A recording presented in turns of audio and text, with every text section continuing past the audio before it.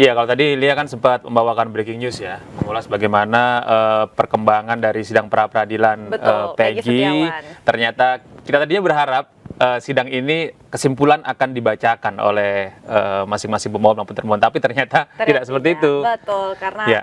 diserahkan saja kepada hakim dan nanti kita akan lihat kelanjutannya nih Gede Betul. di hari Senin depan. Betul. Nah, pemirsa, hari ini sidang pra-peradilan Peggy Setiawan ini kembali digelar di PN Bandung.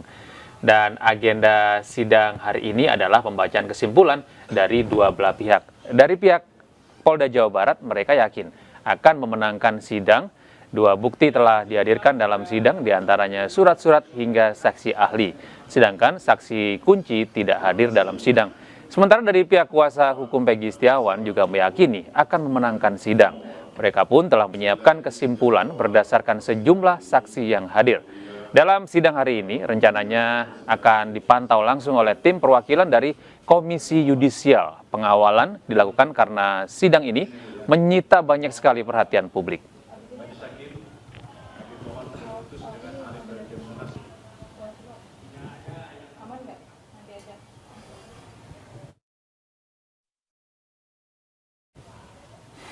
Dan pemirsa, untuk mengetahui bagaimana sih situasi terkini di Pengadilan Negeri Bandung, kami sudah terhubung dengan rekan Faisal Rinaldi. Ya, selamat siang Faisal, bagaimana situasi usai sidang lanjutan pra-peradilan Peggy Setiawan pada hari ini? Ya, selamat siang Aulia Gede dan juga pemirsa. Untuk suasana atau saat ini di ruang sidang 1 tempat dilaksanakannya sidang pra-peradilan Peggy Setiawan, memang saat ini kedua belah pihak sudah meninggalkan ruang sidang 1 dan juga sudah meninggalkan Pengadilan Negeri Bandung. Kami informasikan Gede, Aulia dan juga pemirsa untuk agenda dengan agenda kesimpulan. Hari ini memang sudah selesai, dikatakan tadi untuk kesimpulannya hanya diserahkan saja oleh kedua belah pihak. Baik itu pihak pemohon dan juga termohon diserahkan ke majelis atau ke Hakim Tunggal Eman Sulaiman. Namun tadi sempat disampaikan oleh kuasa hukum dari Peggy Setiawan yang menyampaikan di depan kami awak media di sini, memang menyampaikan isi-isi kesimpulan tersebut. Intinya adalah poinnya bahwa pihak Peggy Setiawan memang masih meyakini bahwa dalam hal ini atau dalam penetapan tersangka ini pihak kepolisian dari Polda Jawa Barat salah tangkap dan Peggy Setiawan yang saat ini ditetapkan sebagai tersangka bukan merupakan Peggy Peron atau Peggy Peron yang merupakan pelaku yang dicari-cari oleh pihak kepolisian atau dalam hal ini Polda Jawa Barat. Nah, sebelum persidangan ditutup tadi, memang Hakim Tunggal Eman Sulaiman sempat menanyakan kepada kedua belah pihak bagaimana jalannya persidangan selama 1 minggu ini atau yang kurang lebih sudah dijalani dari hari Senin 1 Juli 2024 kemarin, di mana pertama dari pihak pemohon tadi mengatakan bahwa Hakim Eman Sulaiman memimpin persidangan ini dengan arif, kemudian juga dengan bijaksana dan juga mempersilahkan kedua belah pihak ini menyampaikan haknya di dalam persidangan. Nah, kemudian juga dari pihak termohon juga tadi kurang lebih Aulia Gede menyampaikan hal yang sama ke Hakim Tunggal Eman Sulaiman, di mana pihak termohon juga menilai Hakim Tunggal Eman Sulaiman memimpin jalannya persidangan ini dengan bijaksana. Aulia Gede dan juga pemirsa, dapat kami informasikan pula bahwa sidang lanjutan ini sudah memasuki agenda terakhir, yakni nanti pada Senin 8 Juli 2024, di mana pada Senin nanti Hakim Eman Sulaiman akan menyampaikan atau akan membacakan putusannya terkait gugatan pra-peradilan ini. Apakah Peggy Setiawan ini dinyatakan memang Peggy Peron dan apakah pihak kepolisian dari Polda Jawa Barat maksud kami sudah melakukan prosedur yang tepat dalam menetapkan Peggy Setiawan sebagai tersangka. Nah, ini nantinya akan diputuskan dalam agenda berikutnya ya, pada Senin 8 Juli 2024 nanti. Kita nantikan Gede, Aulia, bagaimana jalannya putusan yang akan dibacakan pada Senin nanti. Untuk sebentar demikian, kembali ke studio.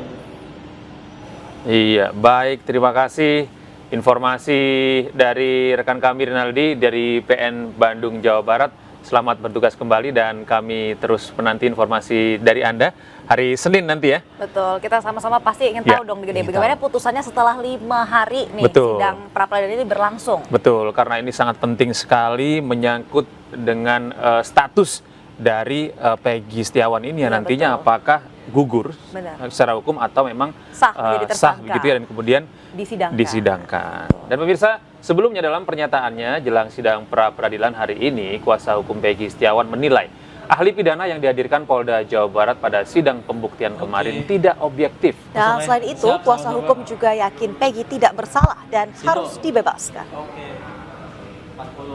Seperti kemarin yang disampaikan, kami mengatakan Peggy Peron itu bukanlah Peggy Setiawan, dan Peggy Setiawan itu harus dibebaskan. Dan sebenarnya kami boleh bilang kami meragukan terhadap keahlian daripada ahli pidana tersebut.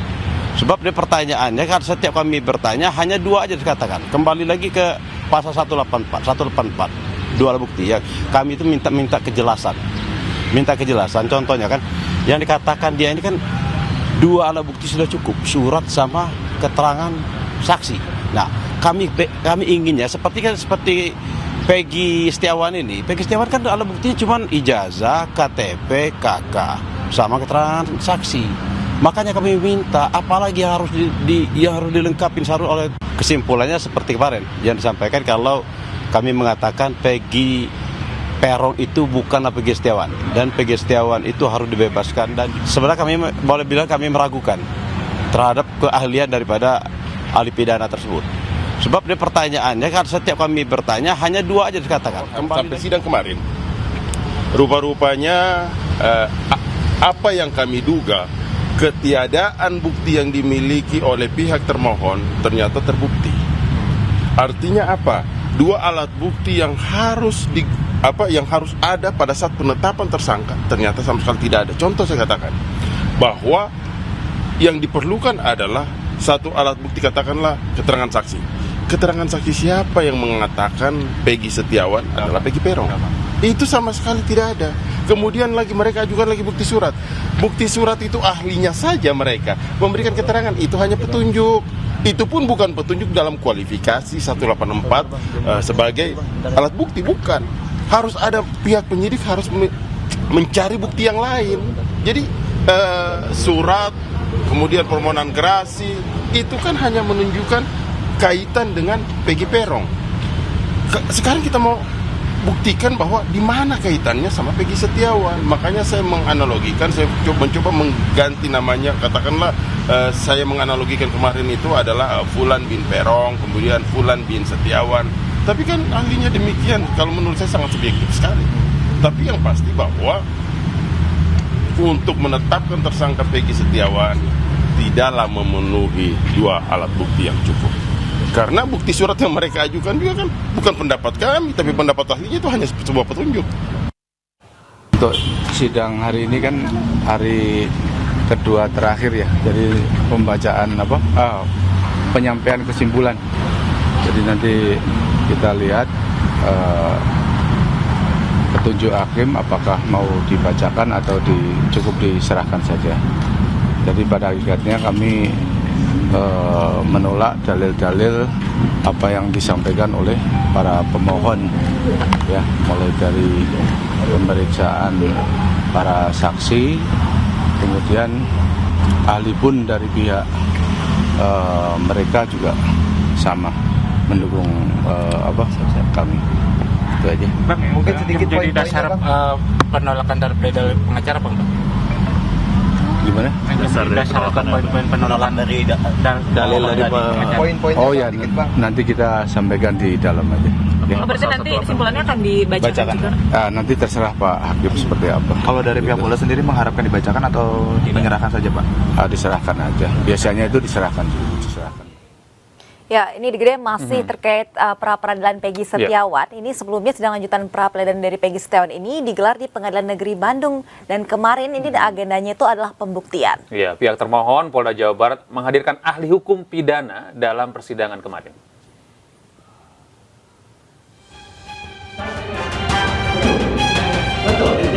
Sidang pra-peradilan Peggy Setiawan kembali berlanjut pada Kamis pagi dengan agenda pembuktian dari penyidik Polda Jawa Barat.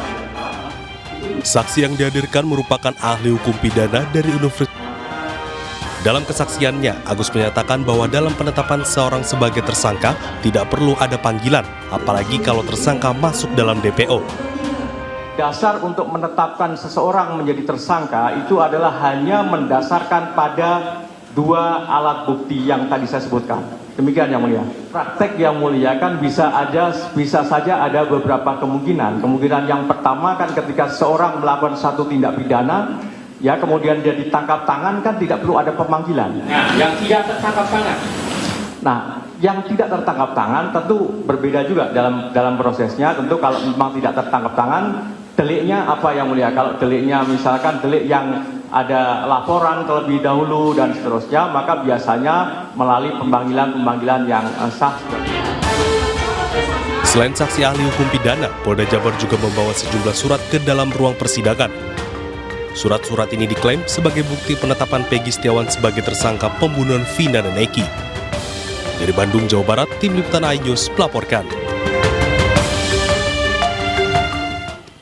Iya, kita sama-sama ya hari Senin untuk menyaksikan bagaimana jalannya persidangan putusan ini ya. Jadi pastikan pemirsa yang di rumah tetap setia bersama kami di iNews ya, karena selalu akan ada BN nanti Dan ya. pasti breaking news ya, ya. Pasti, karena ini nanti nih putusannya apa sih akhirnya. Yang hakim akan putuskan apakah Peggy tetap tersangka atau akhirnya digugurkan nih statusnya. Iya, nah ini kita beralih ke informasi berikutnya pemirsa. Kericuhan terjadi saat sejumlah rumah warga di Lombok Tengah digusur petugas. Ya, penggusuran disebut untuk pengembangan kawasan Mandalika.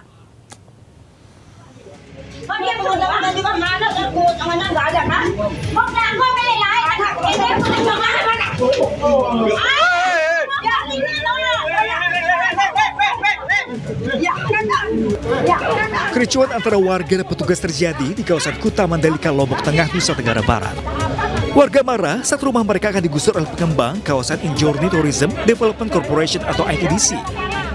Warga bahkan nekat menghalau petugas dan alat berat yang hendak merobohkan rumah. Menurut salah satu ahli waris, rumah dan tanah seluas 300 meter persegi adalah milik pribadi. Warga juga menunjukkan bukti surat jual beli pada tahun 2006 yang ditandatangani pemerintah desa dan pihak kecamatan. Dia katanya, Pak Songkol katanya, saya tidak pernah nanda tangan apa yang tertera di kertasmu katanya. Minta surat biar kita padukan, tapi dia katanya nggak ada sama sekali. Disuruh ke kantor desa katanya ITDC. Surat yang kamu bawa ini tidak ada gunanya katanya. Sementara pihak ITDC membantah bahwa lahan tersebut milik warga. ITDC menyebut rumah yang digusur dibangun di atas lahan ITDC. Penggusuran sendiri dilakukan untuk pengembangan dan penataan kawasan Mandalika dan penataan.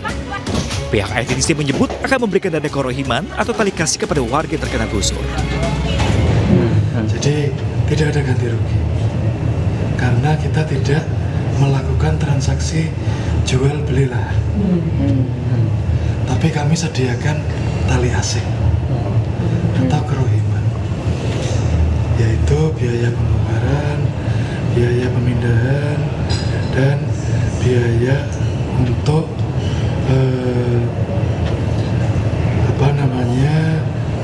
tempat istirahat sementara selama 1 bulan. Walau dihalau warga, petugas tetap merobohkan sejumlah rumah dalam waktu 1 jam. Dari Lombok Tengah, Nusa Tenggara Barat, Emma Widiawati, iNews melaporkan.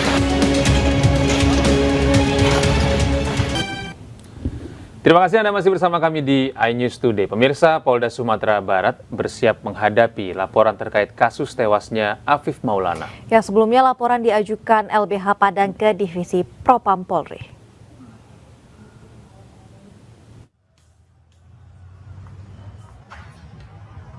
Polda Sumatera Barat dengan tegas menyatakan siap hadapi laporan yang diajukan LBH Padang ke Div Propam Polri. Polda Sumbar juga meyakini bahwa pengusutan kasus tewasnya Afif Maulana berjalan secara profesional dan sesuai fakta. Bapak Kapolda siap menghadapi laporan tersebut. Ya, ini disampaikan pada saat tadi pagi kebetulan Bapak Kapolda menerima audiensi dari LPSK. Disinilah Bapak Kapolda menyampaikan bahwa Bapak Kapolda dilaporkan dan siap menghadapi laporan tersebut. Karena memang dari awal terjadinya kasus ini sampai detik ini Bapak Kapolda selalu berbicara sesuai dengan fakta, sesuai dengan data, dan sesuai dengan petunjuk yang ada. Jadi Bapak Kapolda tidak ngarang-ngarang. Sebelumnya keluarga Afif Maulana diwakili oleh tim dari LBH Padang melaporkan Polda Sumbar ke Bareskrim Polri atas dugaan pelanggaran etik. Sejumlah pernyataan Kapolda Sumbar juga dinilai seringkali berubah dan tidak menyasar ke proses penegakan hukum. Kapolda Sumbar menjanjikan bahwa prosesnya katanya akan dilakukan secara transparan dan juga dilakukan secara akuntabel ya. Namun yang terjadi justru sebaliknya, Kapolda Sumbar dalam pemantauan statement media yang kami lakukan bersama koalisi itu justru tidak menyasar proses penegakan hukum yang sebetulnya jadi inti persoalan ini, tapi kemudian justru menuduh keluarga, menuduh tim pendamping itu memberikan kabar atau kabar bohong begitu ya. Nah, itu kan bertolak belakang sebetulnya dengan kapasitasnya sebagai Kapolda begitu, yang semestinya punya sumber daya yang cukup, punya alat yang canggih, yang semestinya harapan kami dapat mengungkap secara terang benderang proses hukum yang menimpa klien kami. Hingga kini, proses penyelidikan kasus yang menewaskan anak laki-laki berusia 13 tahun itu masih berlanjut. Polda Sumbar pun tidak berencana menghentikan penyidikan. Tim Liputan iNews melaporkan. Ya pemirsa, sebelumnya keluarga Afif Maulana bersama LBH Padang mendatangi Yayasan Lembaga Bantuan Hukum Indonesia atau YLBHI Jakarta untuk minta keadilan. Ya, YLBHI menuntut Kapolri untuk mengusut tuntas kematian pelajar tersebut.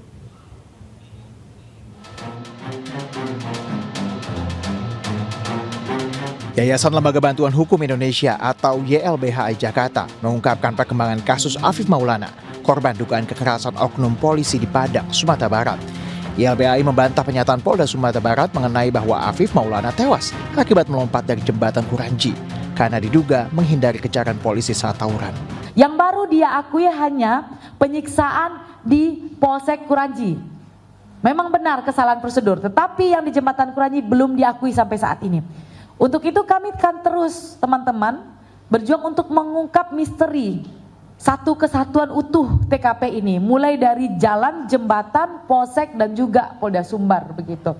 Nah, ini yang kami sedang upayakan dan memang kami merasa bahwa Polda sangat tergesa-gesa. Mereka baru memeriksa sekian saksi, baru ayah korban yang diperiksa, lalu ada saksi F yang diperiksa, ada saksi A yang diperiksa. Saksi F dan saksi A ini diamankan di Polsek Kuranji. Belum ada pemeriksaan terhadap saksi-saksi lain yang diamankan juga. Dan kemudian sudah memeriksa anak buahnya yang katanya 45 orang itu.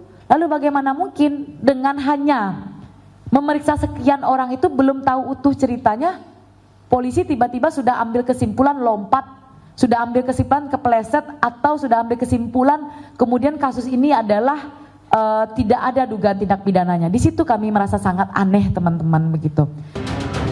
Ada 9 pola modus dan tipikal yang sama ditemukan Yayasan Lembaga Bantuan Hukum Indonesia dalam kasus Afif Maulana dengan kasus kekerasan sebelumnya. Polisi kerap melakukan penyangkalan, penghilangan CCTV atau barang bukti, lambatnya pengungkapan kepolisian, tidak adanya proses pidana, dan membuat nama institusi Polri kembali tercoreng, apalagi korban adalah anak di bawah umur. Nah, dari peristiwa AM ini dan 17 anak lainnya, YLBHI menemukan setidaknya ada 9. Ada 9 kesamaan, 9 modus, 9 tipikal, di mana itu sama karakternya.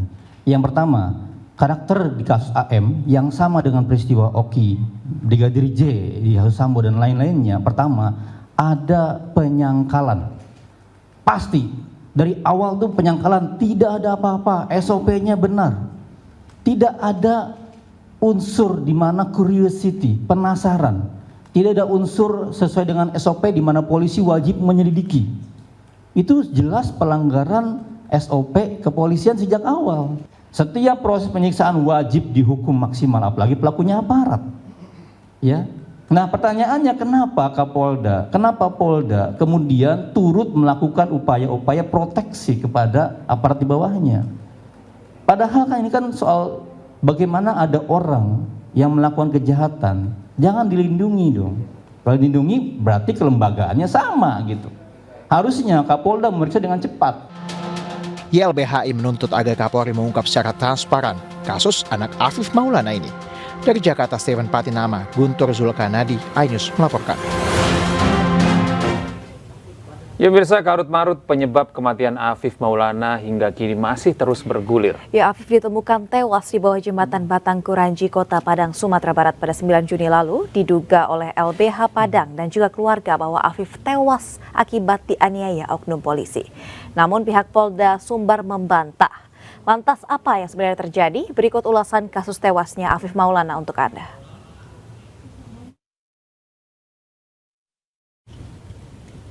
Polda Sumatera Barat membantah adanya dugaan penyiksaan oleh oknum polisi.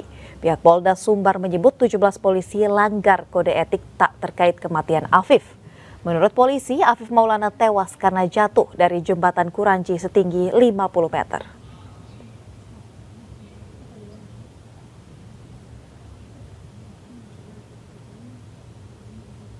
Selain itu, Polda Sumatera Barat juga menyebutkan Sungai Dangkal menyebabkan Afif lebam-lebam. Sementara itu, CCTV di TKP tewasnya Afif telah terhapus. Namun kepolisian masih terus menyelidiki kasus tewasnya Afif.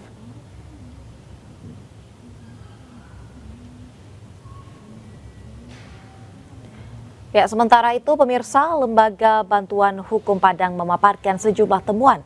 Di antaranya, pertama, Afif dikelilingi anggota kepolisian yang memegang rotan dan teman korban tidak melihat Afif lagi. Kedua, Afif tewas diduga akibat penganiayaan sebelum jatuh dari jembatan karena ada bekas jejak sepatu orang dewasa. Kesimpulan akibat tewasnya Afif dari Polda Sumbar terkesan tergesa-gesa karena seluruh saksi belum diperiksa.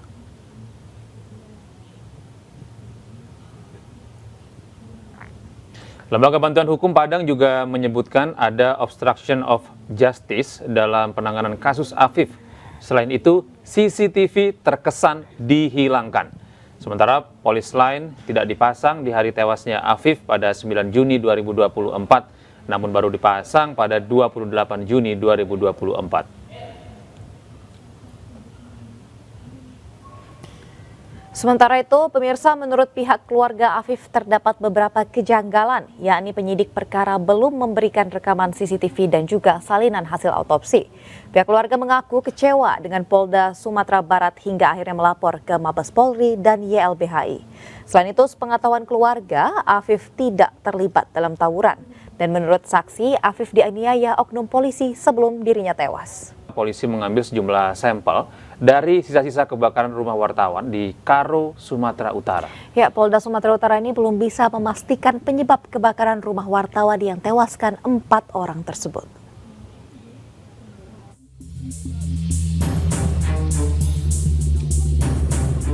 Tim Laboratorium Forensik Polda Sumatera Utara dan tim Inafis Polres Tanah Karo beserta Direktorat Kriminal Umum Polda Sumatera Utara menggelar olah tempat kejadian perkara di lokasi kebakaran rumah wartawan yang menewaskan 4 orang di Kabupaten Karo. Dalam penyelidikan ini, polisi juga mengambil sejumlah sampel sisa kebakaran untuk mengetahui penyebab kebakaran rumah wartawan. Sementara terkait dugaan rumah korban dibakar orang tak dikenal, polisi masih menyelidiki hal tersebut. Sebab menurut Kabid Humas Polda Sumatera Utara, mereka bekerja berdasarkan bukti bukan opini. Proses penyelidikan dan penyidikan terkait dengan kasus ini masih terus berjalan. Polisi bekerja tentu berdasarkan fakta-fakta yang ada di lapangan. Tidak berdasarkan opini ataupun asumsi, tetapi semua ingin kita buktikan secara ilmiah. Sempurna Pasaribu, wartawan yang tewas dalam kebakaran, disebut gencar memberitakan judi dan peredaran narkoba di Tanah Karo. Atas hal tersebut, muncul dugaan rumah korban dibakar orang tak dikenal.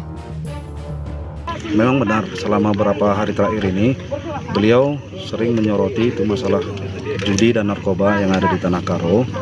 Dan bisa kita lihat juga dari postingan-postingan beliau tersebut di media sosial. Segera mengusut tuntas masalah ini dan dibuka sejelas-jelasnya kepada publik. Apa dan kenapa ini, Bang? Apa dan kenapa agar terjadi simpang siur. Ya, biar tidak jadi simpang siur di kalangan masyarakat. Terkait peristiwa dugaan pembakaran rumah wartawan oleh orang tak dikenal, Ikatan Jurnalis Televisi Indonesia atau IJTI mengutuk hal tersebut dan meminta polisi untuk usut tuntas peristiwa tersebut. Tim Liputan iNews melaporkan. Pemirsa, Dewan Pers telah membentuk tim investigasi bersama untuk mengusut kebakaran rumah wartawan Tri Brata TV di Karo, Sempurna, Pasaribu. Ya, dan dari hasil investigasi ditemukan sejumlah fakta dan juga diduga melibatkan oknum TNI.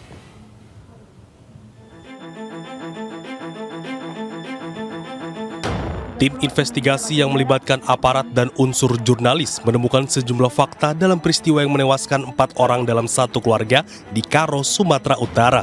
Tim investigasi menemukan fakta jika peristiwa tersebut terkait dengan pemberitaan korban terhadap perjudian di wilayah Kabupaten Karo.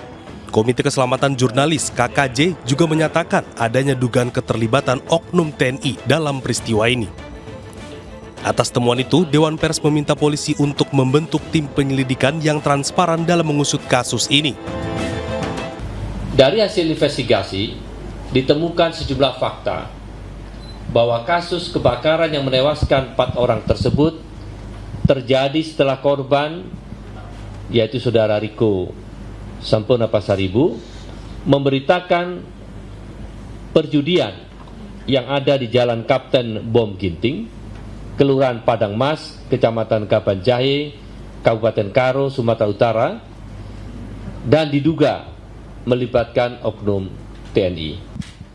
Atas kejadian tersebut, Dewan Pers meminta Kapolri bersama Kapolda Sumatera Utara membentuk tim penyelidikan yang bersikap adil dan imparsial dalam mengusut kasus ini. Sebelumnya, kebakaran terjadi pada 27 Juni lalu di rumah wartawan Tribrata TV. Korban Sempurna Pasar Ibu bersama istri, anak, dan cucunya tewas dalam peristiwa tersebut. Belakangan diketahui, peristiwa kebakaran terjadi akibat sengaja oleh sejumlah oknum tidak dikenal. Dari Jakarta, Anggita Maura, Indra Okta, iNews melaporkan.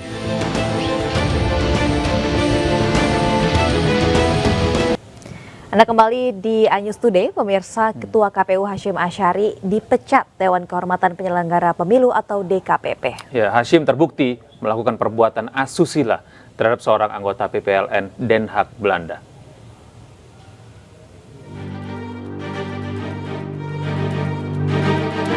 Dewan Kehormatan Penyelenggara Pemilu atau DKPP memecat Ketua Komisi Pemilihan Umum Hashim Asyari. Putusan dibacakan Ketua DKPP Hedi Lugito pada sidang pengucapan putusan di Gedung DKPP Jakarta. Hashim terbukti melakukan pelanggaran kode etik dan pedoman perilaku penyelenggara pemilu. DKPP dalam putusannya menyatakan ada perbuatan asusila antara Hashim Asyari dengan seorang anggota PPLN Den Haag berinisial CAT.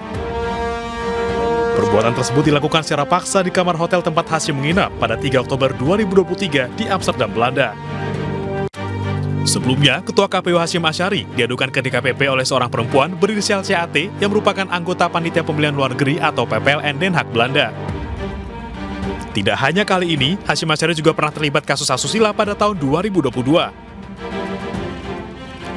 Ia dilaporkan Ketua Umum Partai Republik 1 Hasnain Nimoini alias Madita Emas perihal dugaan pelecehan seksual. Namun dalam kasus itu, Hashim hanya dijatuhi hukuman peringatan keras terakhir.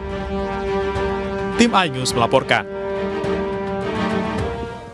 Ya, pemirsa, anggota DKPP J. Kristiadi mengungkap teradu memaksa melakukan tindak asusila kepada pengadu dan korban ini dijanjikan akan dinikahi. Dalam sidang pemeriksaan, pengadu menerangkan bahwa pada tanggal yang sama, 3 Oktober 2023, teradu menelpon pengadu pada malam hari untuk datang ke kamar teradu di Hotel Van der Valk, Amsterdam. Dalam pertemuan tersebut, setelah berbincang-bincang di ruang tamu kamar teradu, pengadu menerangkan bahwa teradu memaksa untuk melakukan hubungan. Pengadu menolak permintaan teradu. Namun teradu terus memaksa disertai dengan janji akan menikahi pengadu. Setelah kejadian tersebut, pengadu dan teradu beberapa kali jalan bersama di Amsterdam sampai dengan kepulangan teradu ke Jakarta pada tanggal 7 Oktober 2023. Selain itu, teradu juga mengirimkan pesan melalui aplikasi WhatsApp kepada pengadu berupa foto berdua di depan lobi Hotel Van der Valk, Amsterdam. Dalam foto tersebut disertai dengan caption My Love, ditambah emoji love dan emoji bunga mawar merah. Video bukti P19. Ya, sementara itu CAT yang menghadiri sidang tersebut menyampaikan terima kasih atas putusan DKPP. Ya, CAT berpesan agar semua korban dalam kasus apapun, terutama wanita, harus berani memperjuangkan keadilan. Dari awal sampai sekarang ini, saya mengalami ups and down yang cukup besar, yang dimana saya terkadang juga bingung, tapi saya didampingi oleh kuasa hukum yang sangat hebat. Jadi sampai hasil yang pada hari ini telah ditentukan.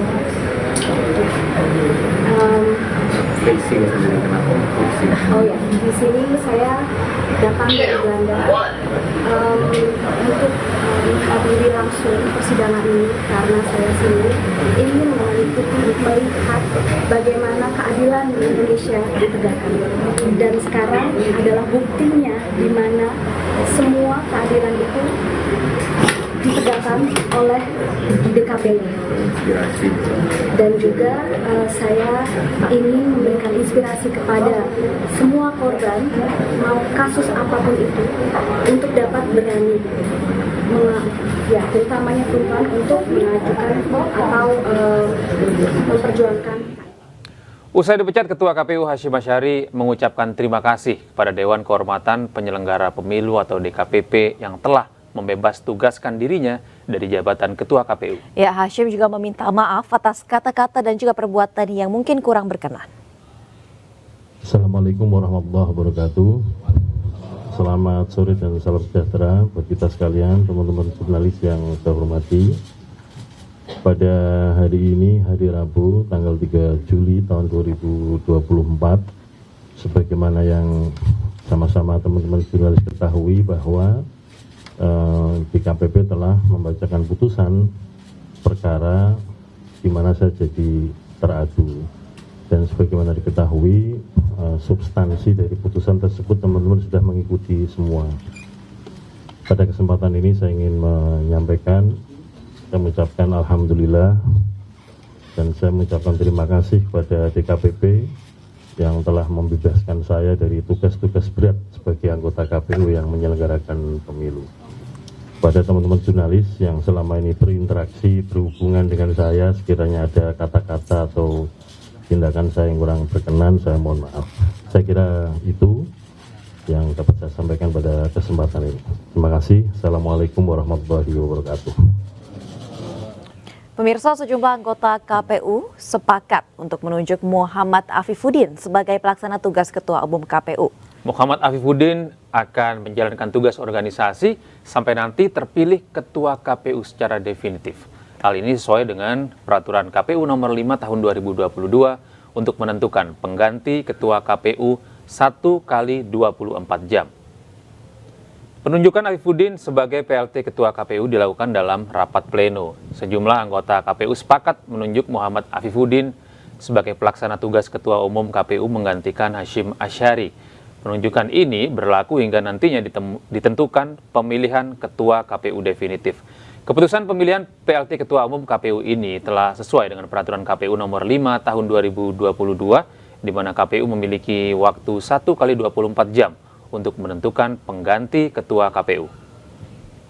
Memutuskan pelaksana tugas dari Ketua Komisi Pemilihan Umum Republik Indonesia. Hasil pleno sudah memutuskan secara bulat, kami bersepakat untuk memberikan mandat kepada Pak Muhammad Afifuddin untuk menjadi pelaksana tugas dari Komisi Pemilihan Umum dalam Ketua Komisi Pemilihan Umum untuk melakukan tugas-tugas organisasi sampai dengan nanti dipilihnya Ketua KPU secara definitif. Ya, sementara itu pemirsa, begitu terpilih sebagai PLT Ketua KPU RI, Muhammad Afifuddin menyatakan akan memastikan penyelenggaraan pilkada berjalan dengan baik. PLT Ketua KPU RI Muhammad Afifuddin menghargai dan menjalankan mandat yang diputuskan dalam rapat pleno komisioner KPU RI.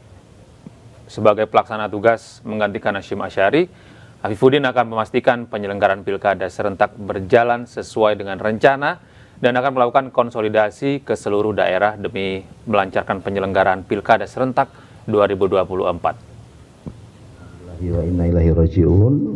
Dan bismillahirrahmanirrahim. Teman-teman anggota KPU tadi secara bulat, secara sepakat memberikan mandat kepercayaan ke saya untuk menjadi pelaksana tugas. Yang akan kami lakukan adalah pertama, menguatkan kembali konsolidasi internal kita menghadapi satu tindak lanjut dari putusan Mahkamah Konstitusi yang sebagian masih belum selesai. Yang kedua, dan ini yang juga sangat penting, kita akan menghadapi Pilkada serentak 2024, sehingga yang kita lakukan adalah kita ingin memastikan bahwa tidak ada tahapan apapun yang terganggu, tidak ada persiapan apapun yang terganggu dari sisi keorganisasian di KPU Republik Indonesia. Kami berenam dan dengan Pak Sekjen serta dengan seluruh jajaran termasuk jajaran KPU Provinsi, Kabupaten, Kota se-Indonesia akan segera melakukan percepatan konsolidasi untuk memastikan bahwa Pilkada 2024 akan berjalan sesuai dengan apa rencana dan tahapan yang sudah ada.